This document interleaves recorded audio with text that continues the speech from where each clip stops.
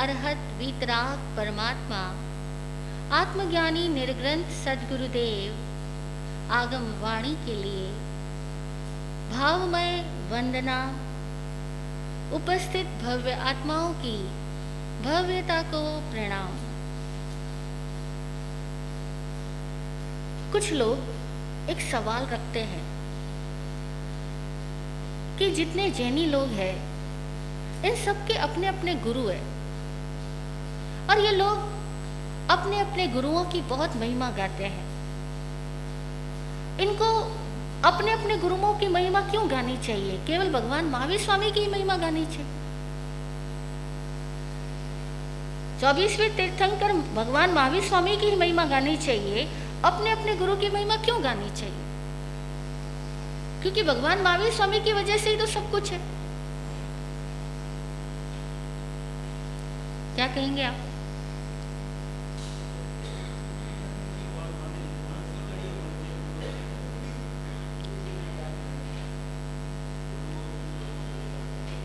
सही जवाब दे रहे हैं आप कि गुरु गोविंद दोनों खड़े काके लागू पाए, बलिहारी गुरुदेव की गोविंद दियो बताए।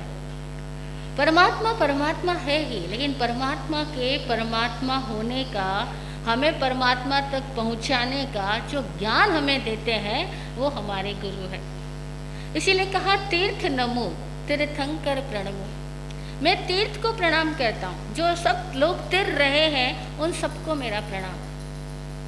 साधु को प्रणाम, साध्वी को प्रणाम, श्रावक को प्रणाम, श्राविका को प्रणाम, चतुर्वेद तीर्थ को प्रणाम। और इस तीर्थ में कोई किसी भी भूमिका में रह रहा हो, कोई किसी भी अवस्था का साधक हो, सभी साधकों की साधना को मेरा प्रणाम। तीर्थ नमो तीर्थंकर प्रणमो। प्रणमो आगम नाद, जो आत्मा का नाद उठता है, जो आत्मा का संगीत है। आगम मतलब जो आत्मा से आया, जो आत्मा का संगीत, आत्मा का ज्ञान, उसको मेरा प्रणाम। आत्मज्ञान को प्रणाम, आत्मज्ञान को उपलब्ध हो चुके तीर्थंकरों को प्रणाम, और आत्मज्ञान को उपलब्ध होने की साधना करने वाले तीर्थ को भी प्रणाम। पर उससे बढ़कर कौन है? जो देवे निज भान। तीर्थ नमो तीर्थंकर प्रणमो, प्रणमो आगम नाद जी। उससे बढ़कर कौन है? जो देवे निज भान जी, जिसने मुझे अपना भान दिया, अपना होश संभालना सिखाया। उससे बढ़कर कौन है? इस दुनिया में अपना होश संभालना हमें 3 लोग सिखाते हैं। सबसे पहले माता पिता। माता पिता ने हमें चलना सिखाया, बोलना सिखाया, खाना सिखाया, पढ़ना सिखाया, उन सबको प्रणाम। उसके बाद इस दुनिया में जीने के लिए जीविका की जरूरत है, और वो आजीविका कमाने योग्य बनाने वाले शिक्षकों को, सेठ को, अफसर को, बॉस को, उनको प्रणाम। और फिर केवल मैं भौतिक ही तो नहीं, मेरा अस्तित्व मात्र देहिक ही तो नहीं है। मुझे अपने देह के सिवाय अपने भीतर एक तत्व और है, उसकी तरफ दृष्टि को जगाने वाले, मेरा असली स्वरूप क्या है उसकी मुझे पहचान करवाने वाले गुरु है। उन गुरु को प्रणाम। और महावीर भगवान है, लेकिन मुझे महावीर पे भगवान होने का ज्ञान भी गुरु नहीं दिया। इसीलिए मैं जिनकी अंगुली पकड़ करके चला हूं उस गुरु को प्रणाम करता हूं। जिसकी वाणी ने अंतर्भान जगाया, उस गुरु वाणी को मैं प्रणाम करता हूं। उस गुरु वाणी से ही मुझे अरहत और सिद्ध के स्वरूप का ज्ञान हुआ। गुरु ने बताया परमात्मा अरहत रूप है, परमात्मा सिद्ध स्वरूप है। गुरु ने बताया कि वह परमात्मा अरहत और सिद्ध तुझसे भिन्न नहीं, तुझ में भी है। मैं नहीं मानता था, मैं नहीं जानता था। मैं जान भी कैसे सकता था? क्योंकि मैं तो केवल अपनी भूख प्यास को जानता हूं, अपने दैहिक आवेशों को, दैहिक आवश्यकताओं को और इस देह से संबंधित परिवार को जानता हूं, मुझे क्या पता कि मैं इसके सिवाय भी कुछ और हूं। अधिकांश लोगों को नहीं पता कि हम इस देह और देह से जुड़े हुए सगे संबंधियों के सिवाय, भोजन पानी जैसी जरूरतों के सिवाय भी हम कुछ और है। केवल रोजी रोटी, कपड़ा, मकान यही मेरे जीवन का लक्ष्य नहीं है। मुझे अपना भान, अपना ज्ञान उस गुरु ने दिया और गुरु ने कहा कि जो वो ईश्वर है वो तो खुद है, तेरे भीतर ही अरहत है, तेरे भीतर ही सिद्ध है। मैं नहीं मानता था तो किसी क्षणों में गुरु कृपा मुझ पर उतरी और मेरे भीतर मानो घोर अंधेरी गुफा में एक किरण आई हो। मेरे भीतर आत्मदर्शन एक झलक मात्र में भी प्रकट हुआ और तब उस आचार्य को मैं प्रणाम करता हूं जिसने मुझे यह दर्शन दिया।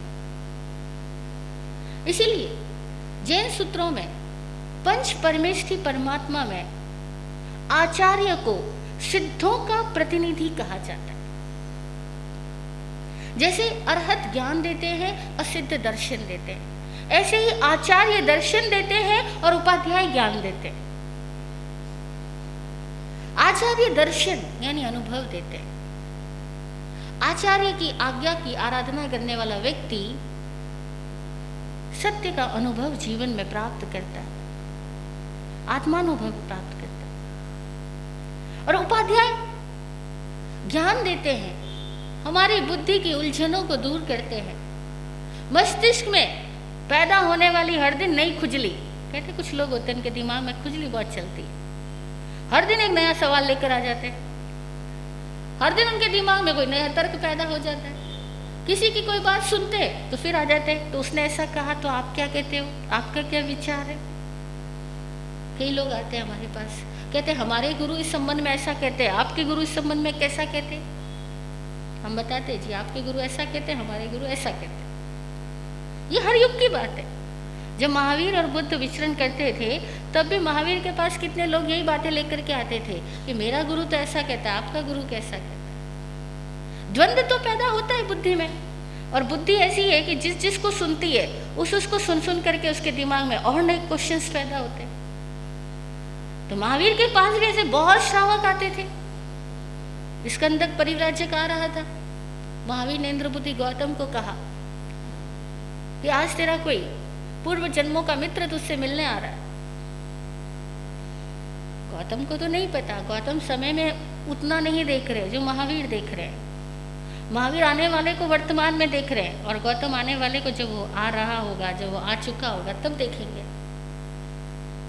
तो भगवान महावीर उस दिन गौतम को कहते हैं आज तेरा पूर्व जन्मों का मित्र आ रहा है।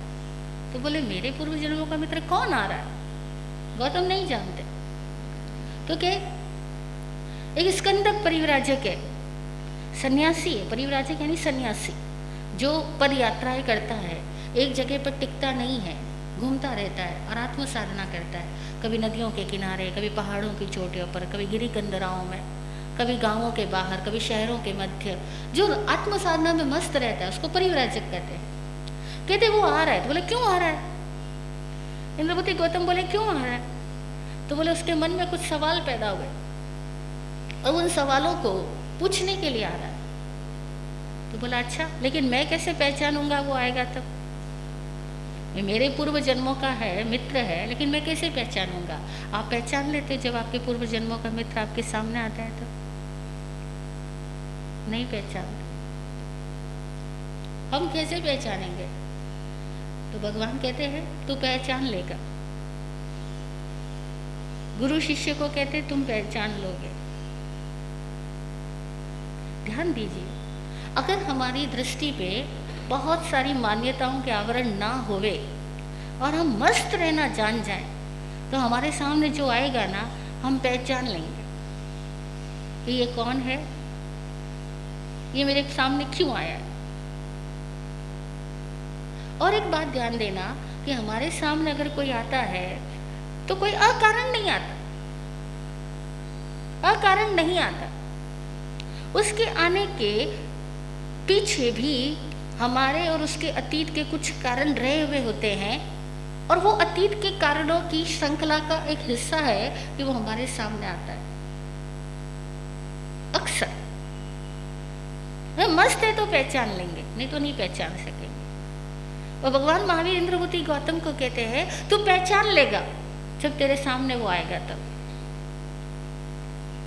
समझ नहीं आ रही, बहुत बुद्धिमानों को समझ बुद्धि से ही आती है। वो कहते मुझे बताओ कैसे पहचानूंगा, तो बोलते जब वो सामने आएगा तो वो कुछ सवाल करेगा। वो सवाल करेगा लोक के संबंध में, वो सवाल करेगा जीव के संबंध में, वो सवाल करेगा सिद्धों के स्वरूप के संबंध में। जब वो सवाल करे तो तू पहचान लेना कि वो तेरा मित्र है। उसके पहले एक और बात कह दी महावीर ने कि सवाल तो वो करेगा, तू पहचान भी लेगा, लेकिन तू अभी जा, सामने की ओर जा। देखो सामने से जो परिव्राजक आता हुआ मिलेगा वो तेरा मित्र है, उसको लेने चला जा। इंद्रभूति गौतम को महावीर कहते हैं तुम लेने के लिए चले जाओ सामने, वो तुम्हारा मित्र आ रहा है मिलने के लिए। वो चले जाते हैं सामने जाते एक सन्यासी दूर से आता हुआ नजर आता है। उसके पास जाते इंद्रभूति गौतम और कहते हैं कि आप स्कंदक परिव्राजक को। वो सोचता है नाम में क्या बड़ी बात है, नाम तो सबका पता ही रहता है। कोई बड़े संत महात्मा गांव में आने वाले हो तो गांव वालों को पता लग ही जाता है कि आज फला संत आ रहे।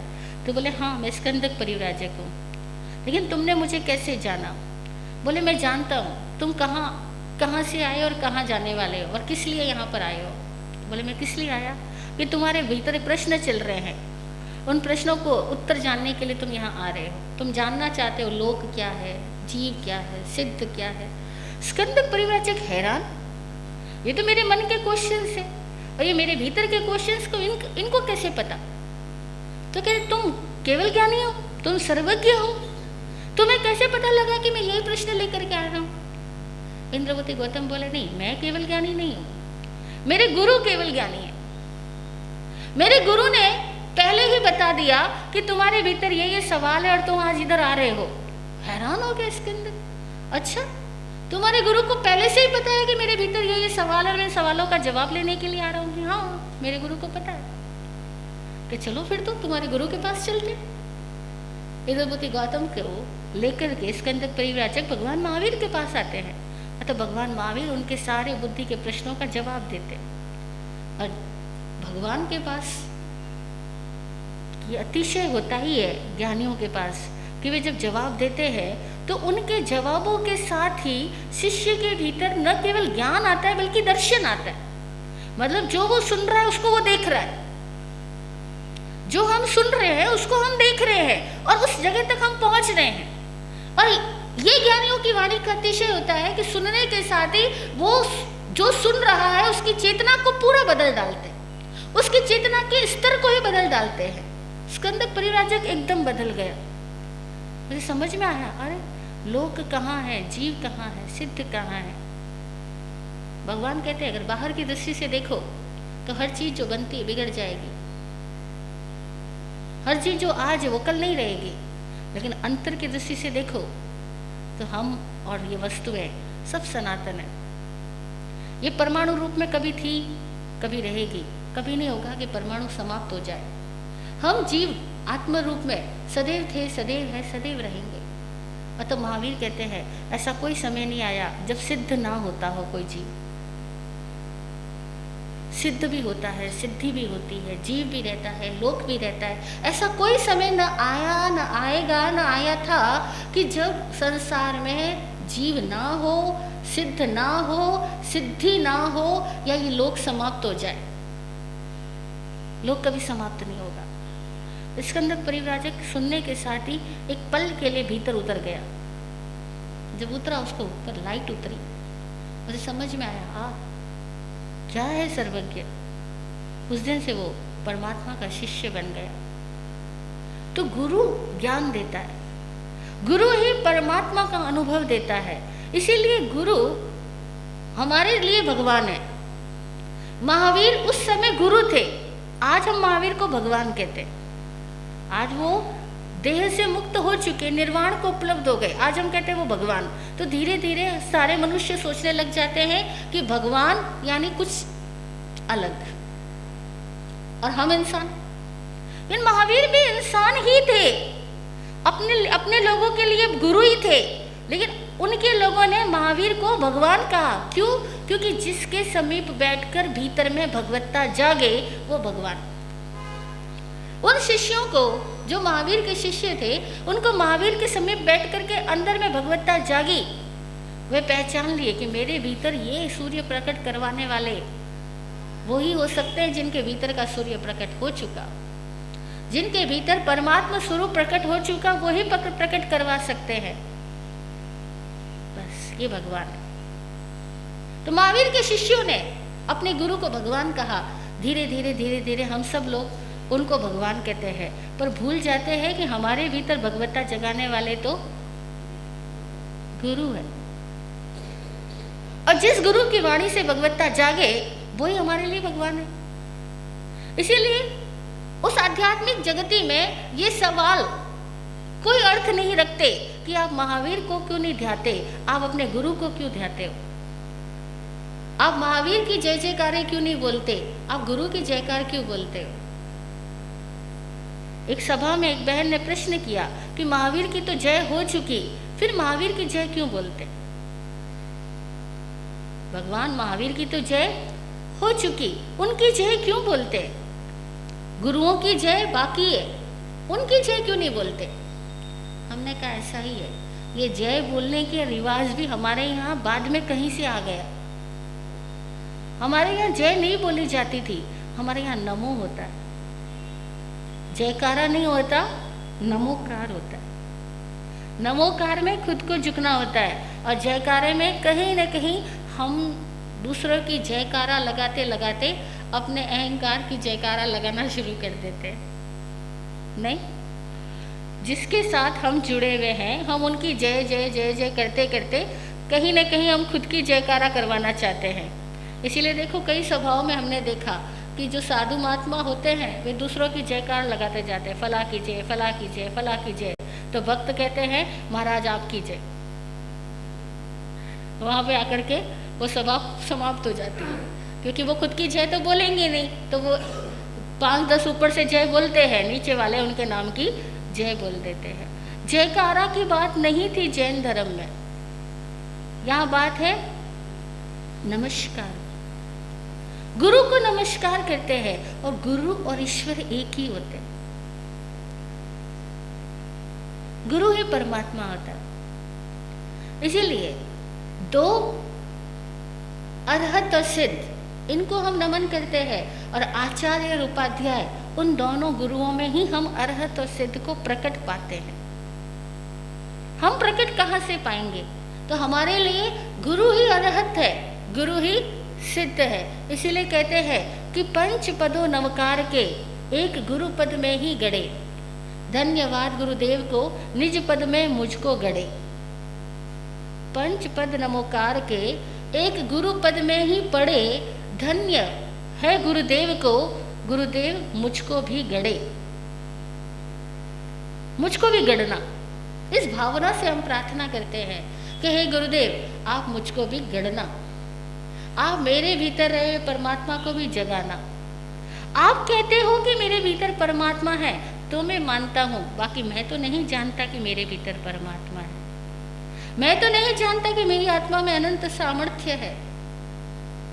मैं तो इस दिखने वाली जरूरतों में ही अपनी जिंदगी जाया कर देता हूँ, लेकिन आप कहते हो कि नहीं, तू सोहम है, तू शिवोहम है, तू ही परमात्मा है, तू ही शिव है। और वो कैसे जागेगा? तो आपने मुझे मंत्र दिया कि वो नमोकार से जागेगा, वो गुणों को प्रणाम करने से जागेगा। इसीलिए कुछ परंपराएं चला दी जाती है, चल पड़ती है, जयकारों का रिवाज चल गया। हकीकत में जयकारों का रिवाज नहीं, जैन धर्म में नमोकार की बात है, जयकार की बात नहीं, नमोकार की बात है, नमन करने की बात है। देखा देखी रिवाज चल पड़ते हैं, और फिर इन रिवाजों के पीछे न जाने कितने सिर भी फूट जाते हैं कि मेरे गुरु की जय बोली, तेरे गुरु की जय ना बोली। तो एक बात आती है जैन दर्शन में कि गुरुओं के नाम नहीं होते, सारे नाम उनके और एक भी नाम उनका नहीं। ईश्वर का नाम नहीं होता, परमात्मा का नाम नहीं होता। सारे नाम उनके और एक भी नाम उनका नहीं। इसलिए नामों में मत पड़ो। हम कहे महावीर को क्यों प्रणाम करना, क्यों नहीं करते, गुरु को क्यों करते हैं, तो सिंपल बात है, हमारे भीतर गुरु महावीर ही है। महावीर ही गुरु है, गुरु महावीर है, क्योंकि हम दोनों में भेद नहीं देखते। हमारे लिए दोनों में अंतर नहीं है। गुरु ही परमात्मा है, परमात्मा ही गुरु है। जो साक्षात प्रकट परमात्मा है वो गुरु है, और जो गुरु है वही साक्षात प्रकट परमात्मा है। इसीलिए इस प्रश्न का कोई औचित्य नहीं बचता। लेकिन जब हम सामाजिक जिंदगी में लोगों के शब्दों को सुनते हैं तो समझ में आता है कि ये बातें, ऐसा क्यों प्रश्न पैदा होता है। इसलिए पैदा होता है क्योंकि लोग गुरुओं को नामों के साथ, पंथों के साथ देखते हैं। और जब नाम, पंथ, लेबल लगा लगा करके जब हम देखते हैं तो लेबल्स की आपस में लड़ाई होती है। तो जब दो लेबल्स की भक्त लोग लड़ाई करवाते हैं तो इस लड़ाई से बचने के लिए कहा जाता है कि तुम गुरुओं के नामों में मत पढ़ो, उस ईश्वर को देखो। ये बात भी ठीक है, गलत नहीं है, क्योंकि हम तो अज्ञानी भक्त है। और अज्ञानी भक्त क्या कहता है, बस मेरा गुरु महान। अभी दूसरा अज्ञानी भक्त कहता है, वो कहता है मेरा गुरु महान। अब गुरु तो आपस में नहीं लड़ रहे, लेकिन वो दोनों भक्त लड़ लेते। वो कहते हैं मेरा गुरु, वो कहते हैं मेरा गुरु। अब वो मेरा गुरु तेरा गुरु, माँ का महाराज थाका महाराज, हो गई लड़ाई। तो इस लड़ाई को मिटाने के लिए क्या करना, तो फिर कहते हैं भाई माकान थाका छोड़ो, वो भगवान महावीर का नाम ले लो, हम सब उनके ही हैं। तो जहाँ लड़ाई हो वहाँ बिल्कुल बात सही है कि हमें इन सब तेरे मेरे नामों से हटना है। और हटने के लिए ज़रूरी है कि हम 24वें तीर्थंकर परमात्मा का ही नाम लो। और उससे भी बड़ी बात है वीतराग का नाम लो, क्योंकि वीतराग में सारे आ गए, अरहंत भी आ गए, सिद्ध भी आ गए, 24 आ गए। कई लोग आके कहते महाराज साहब अगर मैं भगवान महावीर स्वामी के नाम की माला फेरता हूँ तो कुछ गलत तो नहीं करता। मैंने कहा क्यों, कि बाकी के 23 तीर्थंकर, मैंने कहा वो हमारे जैसे नहीं है, नाराज नहीं होंगे। अगर हमारे जैसे होते तो नाराज हो जाते कि भाई मेरे नाम की माला फेरी जा रही है, उसके नाम की क्यों नहीं है, उसके नाम की फेरी जा रही है, मेरे नाम की क्यों नहीं। मैंने कहा कोई नाराज नहीं होता। तो बोले यूँ एक एक दिन अगर एक एक भगवान की माला फेरो तो ठीक रहेगा। मैंने कहा आपकी इच्छा आप फेरो, बाकी जैन दर्शन में तो कहीं नहीं कहा गया कि भगवानों के नाम की माला फेरो, कहीं नहीं कहा गया। नमो अरहंताणम है, नमो सिद्धाणम है, नमो आयर्याणम है, सारे आचार्य सारे गुरु एक ही पद में, नमो आयर्याणम में आ गए। नमो उपाध्यायाणम है, सारे उपाध्याय आ गए, सारे ज्ञानी पुरुष आ गए। नमो लोए सब सावणम है, सारे ही साधु आ गए। हम क्यों तोलने मापने जाए कि किसमें कितनी साधुता ज्यादा है कि कम है। हमारे लिए सब नमो लोए सव साहुणम। और लोए सव का मतलब चारों लोकों में, मतलब तीनों लोकों में, चारों गतियों में मौजूद सारे सम्यक दृष्टि आत्माएं, जो भी सम्यक दृष्टि है उसमें साधुता है ही, उन सबको मेरा प्रणाम। तो जब हम प्रार्थना करते हैं, प्रार्थना करते समय मेरे गुरु से प्रार्थना हो ऐसा भाव मत लाना। फला गुरु, एक आध गुरु से बंद करके सोचोगे ना तो हमेशा दिमाग लगाओगे गुरु में ये बात तो अच्छी है पर वो बात अच्छी नहीं है, ये यूँ तो ठीक है पर वो ठीक नहीं है। जब तक ऐसे विचार रहते हैं तब तक गुरु की भक्ति नहीं होती। और एक बात बताती हूँ, गुरुदेव जो होते हैं उनका व्यक्तित्व, कभी शिष्य को उनके व्यक्तित्व की विवेचना नहीं करनी चाहिए। गुरुदेव के व्यक्तित्व की कभी विवेचना नहीं करनी चाहिए। गुरु कभी विवेचनीय नहीं होता। और जनता में जितनी लड़ाइयाँ होती हैं उनका बहुत बड़ा कारण ये होता है कि हर कोई अपने अपने गुरु की विवेचना करता फिरता है। यार हम इतने अज्ञानी हैं, हम तो अपने साथ रहने वालों की भी विवेचना करें तो भी अज्ञान है, तो हम गुरु की विवेचना करेंगे? हम संतों की विवेचना क्यों करते? हमें कभी विवेचना नहीं करनी। ऐसा विषय आवे तो तुरंत मौन हो जाना, चुप होकर के कहना बस गुरुदेव को प्रणाम, इससे ज़्यादा हम कुछ नहीं जानते। हमें इससे ज़्यादा जानने की ज़रूरत भी नहीं, कौन गुरु कैसा, कौन गुरु कैसा। किसने कैसी विधि दी, किसने कैसा प्रवचन दिया, गुरु को प्रणाम। गुरु की विवेचना हम नहीं करते। गुणग्राही बनना, लेकिन कभी गुरुओं की विवेचना में मत पड़ना, नहीं तो पता क्या होगा, आराधना तो होवे ना होवे, आशातना जरूर हो जाएगी। हमारे से आराधना होवे ना होवे, आशातना जरूर हो जाएगी, क्योंकि हम तो जानते ही नहीं खुद को भी, हम गुरुओं को कैसे जानेंगे। इसीलिए गुरु पद की विवेचना नहीं होती। अगर भीतर भक्ति जागे तो महिमा गाना, न भक्ति जागे तो चुप होके प्रणाम कर लेना, लेकिन कभी गुरु की विवेचना मत करना। तो गुरु है, हम गुरु में ही ईश्वर होता है। गुरु एक ऐसा व्यक्ति है जिसमें परमात्मा जागा है, परमात्मा जीता है, और उस गुरु की वाणी में जो आता है उसके भीतर का परमात्मा भी जागना शुरू हो जाता है। तो हम क्या करें?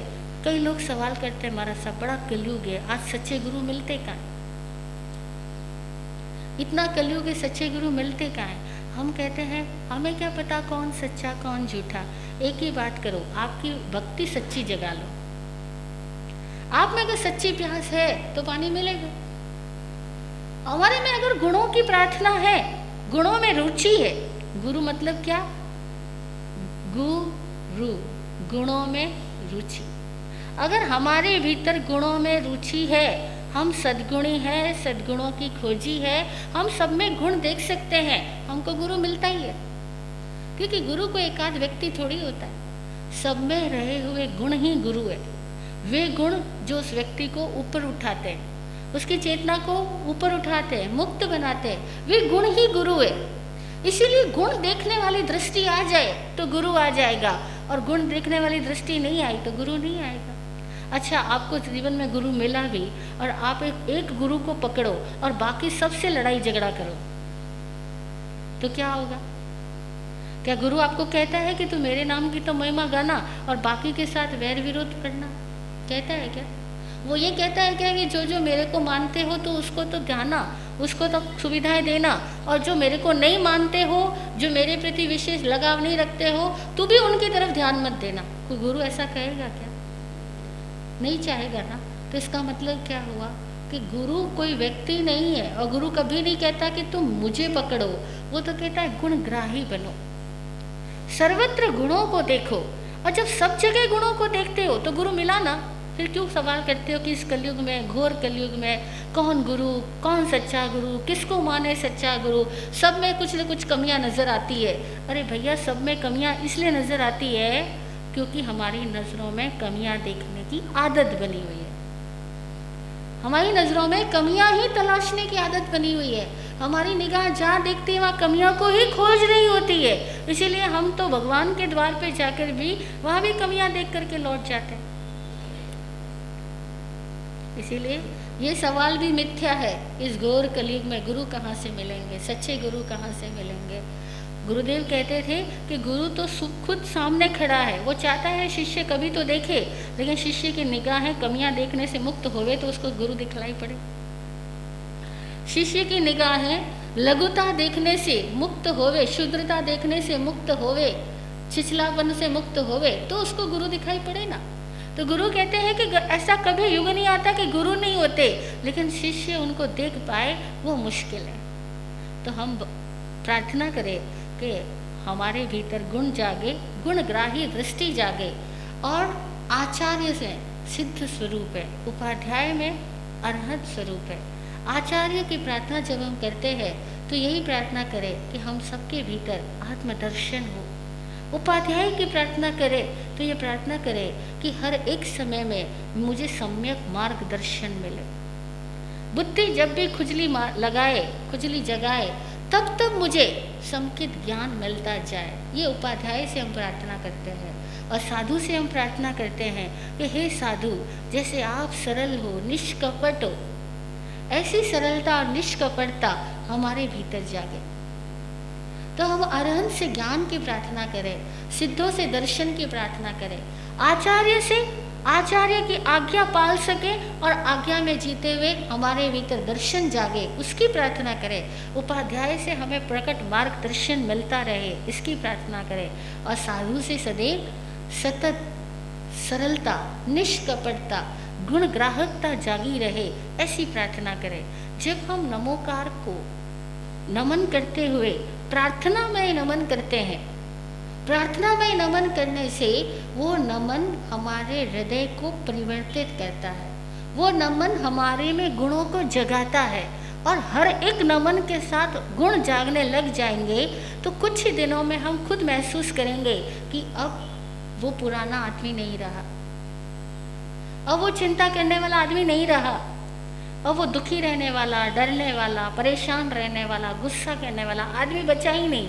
क्यों? क्योंकि प्रार्थना ने परिवर्तन कर दिया, गुणों की प्रार्थना ने सब कुछ बदल दिया। नमोकार प्रार्थना बन जाए, नमन प्रार्थना हो, प्रार्थनामय हो, झुके और गुणों के लिए झुके, अरहत को झुके और बस भाव करें जैसे आप योग्य हम भी योग्य बने। सिद्धों को झुके तो भाव करें जैसे आप मुक्त हमें भी मुक्ति हो।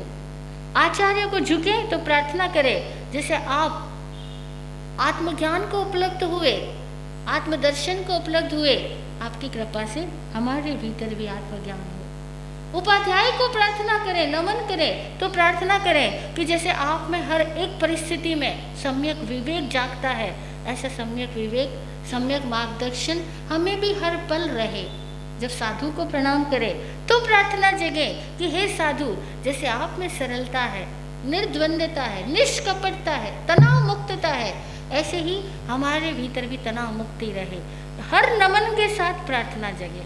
और हमारे में जो तरह की कमी है, हम सब ऐसे इंसान हैं जिसमें कमियां हैं।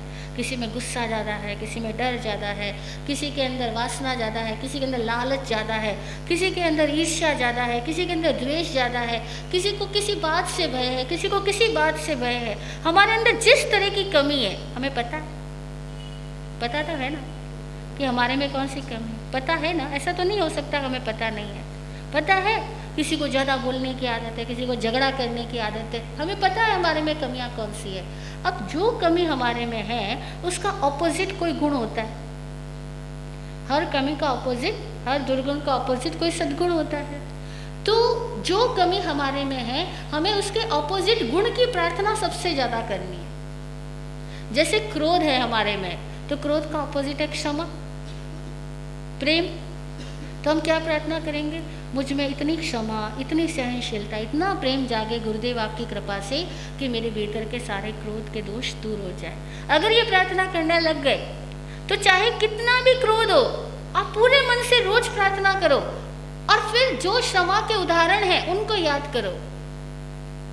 ये क्षमा का महान उदाहरण है अर्जुन माली, महान उदाहरण है गत सुकुमाल मुनि। उनको याद करो और कहो मेरा क्रोध दूर हो जाए, आप जैसी क्षमा मुझ में भी जाग जाए। आप देखो 6 महीने में क्रोध खत्म। कई लोग कहते हैं हमारे साथ गुस्सा बहुत आता है, हम कहते चिंता मत करो, प्रार्थना करो कि गुस्सा दूर हो और उनकी जैसी क्षमा मुझ में प्रकट हो। क्षमा का ध्यान करो, प्रेम जगा लो, क्रोध बचेगा कहाँ। जहाँ प्रेम नहीं होता, जहाँ क्षमा नहीं होती, सहनशीलता नहीं होती, वही क्रोध आता है। तो क्रोध पे फोकस मत करो कि मुझे गुस्सा बहुत आता है, फोकस इस बात पे करो मेरा प्रेम बढ़ता रहे, मैं हर एक चीज को स्वीकार भाव से जीता जाऊं। ऐसे अगर लगता है घमंड बहुत है, अब घमंड बहुत है बस एक ही चीज है जो नजर नहीं आती। अपनी ईर्ष्या नजर आ सकती है, अपना लालच नजर आ सकता है, लेकिन आदमी को अपना घमंड नजर नहीं आ सकता। घमंड नजर आना बहुत मुश्किल है। फिर भी अगर आपको खुद को नजर नहीं आवे तो अपने एकदम नजदीकी लोग से पूछना, वो बता देंगे। या अपने दुश्मन से पूछना कि मेरी कमियां क्या है। 2 ही लोग आपकी कमियां बता सकते हैं, या तो दुश्मन या आपका लाइफ पार्टनर। सबसे नज़दीक जो रहता है वो, और जो आपका दुश्मन है। अगर आपको कमी पता लग जाए कि घमंड बहुत है तो प्रार्थना करना, हे गुरुदेव आपकी कृपा से मुझ में विनय जागे, मुझ में प्रेम जागे। और आप देखो क्रोध है तो प्रेम से हट जाएगा, मान है तो प्रेम से हट जाएगा, माया भी है तो एक प्रेम की प्रार्थना से हट जाएगी, और लोभ भी है तो एक प्रेम की प्रार्थना से हट जाएगा। क्योंकि जब प्रेम जागता है तो लोभ नहीं बचता। आदमी लालच इकट्ठा कब करता है? जब प्रेम नहीं होता। और जब प्रेम होता है तो वो देना जानता है, लेना नहीं। प्रेम देने में आनंद आता है, प्रेम में आदमी दूसरों को कुछ देना चाहता है, बढ़िया से बढ़िया देना चाहता है। और जो लालची रखता है कि सब ले लूँ, सब ले लूँ, सब ले लूँ, वो कौन होता है? जिसको प्रेम नहीं है। तो प्रार्थना करना, मेरे हृदय में प्रेम जागे, मेरे हृदय में ज्ञान जागे, मेरे हृदय में सद्भाव जागे। जैसे जैसे सद्भाव जागता जाएगा, आभार भाव जागता जाएगा, ईर्ष्या खत्म हो जाएगी। कितना भी दुर्गुण हो, दूर करने का तरीका है प्रार्थना। प्रार्थना उस गुण की तो जरूर करना जिसकी कमी हमारे में है। जैसे डॉक्टर के पास जाते हो तो वो क्या कहता है, अच्छा भैया तुम्हारे अंदर B12 की कमी है तो ये वाली टैबलेट खाओ, प्रोटीन की कमी है तो ये वाली टैबलेट खाओ। मतलब जिसकी कमी है उसको एग्जामिन करके पता करो कमी कौन सी है, और जिसकी कमी उसी की टैबलेट खाओ। तो हमारे साथ भी तो हमें यही करना है। हमारे भावों में, हमारे हृदय में जो कमी है, जो दोष है, उसके ऑपोजिट गुण की प्रार्थना करो। कितनी वासना हो तो कहना स्थूल भद्र जैसी दृढ़ता है, चंदना सती जैसा मेरे हृदय में भी ब्रह्मचर्य प्रगटे। देखो भावना भावना भाते भाते भाते भाते सारे दोष दूर हो जाएंगे, और भावनाओं से ही सारी शक्तियां जाग जाएगी। और भावना भाना ही प्रार्थना करना है। सुबह और रात 2 समय उस गुण की प्रार्थना जरूर करना जिसकी इस जीवन को सर्वाधिक आवश्यकता है। जो कमी इसमें है वो दूर हो जाएगी। नहीं हो तो फिर मुझे 6 महीने में बताना। 6 महीने तक रोज प्रार्थना करो, आप बदल जाओगे। उसके बाद में प्रार्थना करना नहीं रहेगा, आप और प्रार्थना एक हो जाओ। जब हम और प्रार्थना एक हो जाते हैं, हमारा रूपांतरण हो जाता है, तब हमें हर पल प्रार्थना करना आएगा, हर पल जीतना आएगा, हर पल जानना आएगा। और वो हम हर पल को प्रार्थनामय बनाएं तो जिंदगी धन्य होती है। और जिसका जीना धन्य है उसका मरना भी धन्य है। उसी का मोक्ष होता है जिसका जीना मरना दोनों ही धन्य हुआ। हम सब धन्य भागी बने, यही मंगल भावना। ओम शांति, ओम शांति।